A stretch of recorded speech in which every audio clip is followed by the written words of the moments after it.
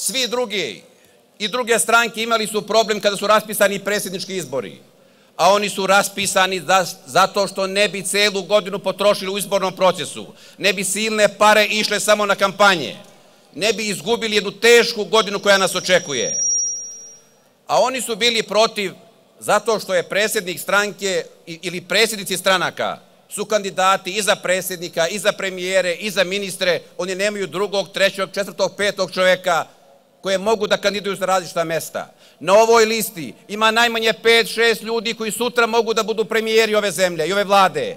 Na ovoj listi su najstručniji ljudi. Sa nama je danas i profesor Stojković, uspješan čovjek u celom svetu, poznat.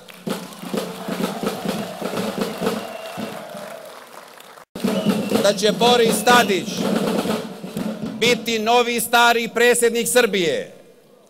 Boris Tadić će biti novi predsjednik Srbije zato što je Boris dobar čovjek, zato što je Boris najbolji čovjek u politici koju sam upoznao i zato što Boris Tadić ima viziju. Ne možete biti veliki državnik ako ste loš čovjek. Ne možete biti veliki državnik ako nemate plan. Jasan plan na koji način da prebrodite prepreke na koje nailazite.